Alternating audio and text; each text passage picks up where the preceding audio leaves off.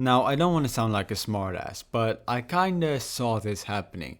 What I'm talking about is the return of Gigi Dolan on tonight's episode of NXT. She returned in the main event to help Tatum Paxley after she lost her chance at the Women's North American Championship and got beat down by Fatal Influence. Now, I think anyone could see why this is happening. I mean, JC Jane is in Fatal Influence, and it has a lot of similarities to Toxic Attraction, which she was in back in the day, and Gigi Dolan and JC Jane have history. It just comes together so well.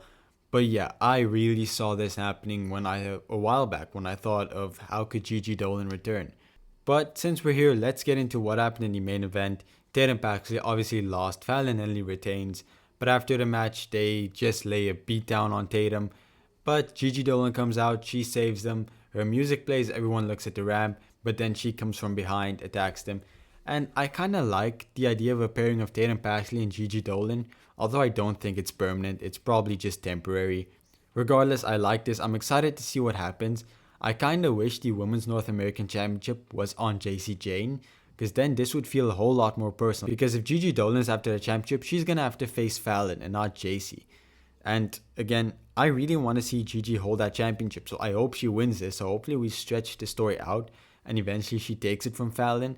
But yeah, I'm into this. I like what's happening here. But the actual opening of the show was Ridge Holland. Chase U's music plays. Everyone thinks it's going to be Andre Chase. Chase U. No, it's Ridge Holland. Such a great heel move. I absolutely love this. I'm not that into Ridge Holland's current character, but I really like it if they portrayed him as like a dumb jock. He was a rugby player, right? So he could portray that just dumb beast that just dominates everyone, but he's stupid, and you can lean into that as a comedy side of him, because I don't feel much attraction to him as just a simple silent badass. I don't like that for him. So maybe we could do that. I don't know if that's a direction to go, but later on during the show, he and Trick Williams also come face to face, and then we get the announcement Eric Bischoff is going to be on NXT next week. Not exactly sure what he's going to be. X-Pac is going to be there too. So that's kind of fun. I don't know what we're going to do. NXT over the past few weeks have brought in a lot of old school acts, and I like it, but I'm kind of torn. I don't want this to become like a legacy show for all of the old guys. I want to see the new guys wrestle. But again, I am fine with this if it's just a one-off thing. I'm excited to see what he's going to do. Then we had a qualifier for the Iron Survivor Challenge. Ethan Page defeats Axiom. I was very unsure who's going to win this match. I thought it could go both ways. But yeah, Ethan Page wins, and I'm totally fine with this. After the match, Nathan Frazier, Wesley, Javon Evans, all of the Iron Survivor competitors come out. They have a bit of words. Then a bunch of tag teams come out and they start brawling. It was just chaos. I kind of dug it, just the people coming out. But I will say, I'm not very into this tag team war that they're doing. Like, it's just so many generic tag teams that I don't care about, and that's the problem. I don't care about any of these tag teams besides Axiom and Nathan Frazier, and hell, they're doing their own thing. So it's just, I get what we're trying to do, but they need to at least have a few tag teams actually stand out. Then Lola Vice faces Ren Sinclair. The two of them had a bit of a backstage interaction before, which set up this match, but Lola Vice defeats Ren again, another obvious result. But then Lola Vice challenges Jada Parker to an underground match. And okay, I'm into this. I can see this. I complained that I didn't know where to take this feud next, and I still don't think this is the right direction. I think that whole hardcore match, that should have been the end of it. But if we're going to end it in an underground match, I'm fine with it. But a part of me feels like Lola's going to win, and then we're going to have that third rubber match. I don't feel it. I feel like this rivalry is holding both women back at this point. But if we can do the right thing and just end it after the underground match, I would be totally okay with it. We have some love drama as Ashante Diodonis admits that he did actually text Nikita Lyons, but he says he texts all the girls back. And this causes problems with Carmen Petrovic. Yeah, we're definitely getting this Carmen Petrovic Nikita Lyons feud, but I don't know how we're going to fit Ashante Diodonis into this. Because at this point, he's kind of a douche, right? Like, why is Carmen still falling for him? And maybe she isn't. Maybe this is actually over. Because I kind of dug this story. But yeah, I have no idea where we're taking this. And I kind of dig that I don't always know what's happening. But yeah, I don't think Carmen should still go after Shante at this point. Because, like, he is a player.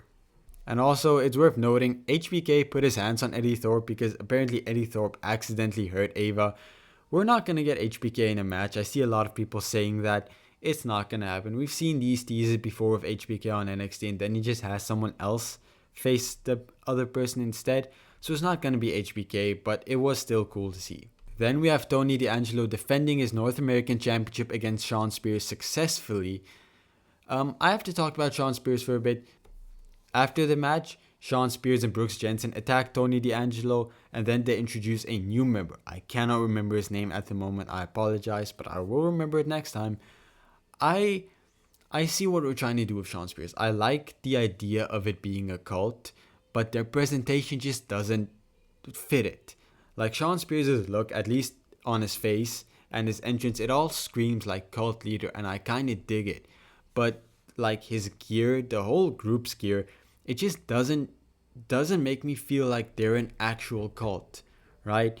Now, hopefully over the coming weeks with this new member, we can kind of change the presentation, make it fit that more, but I don't see it right now. And after all, like, Tony D'Angelo just defeats Shawn Spears. I don't think we should have another match featuring this group. Not at all. But again, I'm happy Tony D'Angelo won. I think he should have a really successful reign with this championship. We just need to find him better competitors. Andre Chase then packs up. He's prepared to leave Chase University, but then someone else calls him from behind. I have no idea what it's going to be. Part of me kind of hopes it's Speedball Mike Bailey, because I think the NXT division needs some more top-level men's competitors. But the rumors are saying he's going to AEW. I don't think he should. I think there's more opportunity for him in NXT. But that's just my prediction. I'm hoping it's Mike Bailey, but I have no idea what it could actually be. And then to put an end to the video, a dream match of mine. Well, not a dream match. I've never really dreamt of this match. But it's a match I was really excited to see. Kalani Jordan versus Giulia. Giulia ends up winning. Sad. I'm the biggest Kalani Jordan mark you can probably find. And I kind of knew she wasn't going to win. She was in last year's Iron Survivor match. And there's still a chance she's in this year's. Probably. But it was very obvious Giulia's going to win this because they're teasing the Stephanie Vaquer feud. And she's just the big name at the moment. You have to have her in that match. And this was a really solid match too. Like, if you want to go see a good match, go check this out. You will not be disappointed. But yeah, a very good match. Giulia ends up winning. I'm hoping Kalani Jordan wins the second chance match next week and she also gets to be in it. But I think we're going towards a heel turn with her.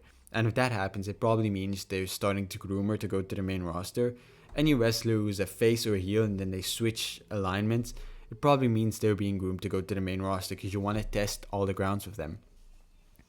I think Kalani Jordan still needs to be on NXT for a while. But if they think she's ready, then that's great. And that's the end of the review. And if I had to give tonight's show a rating, it would be a 7 out of 10. Again, a solid episode, but nothing too special. A lot of good matches, some good spots.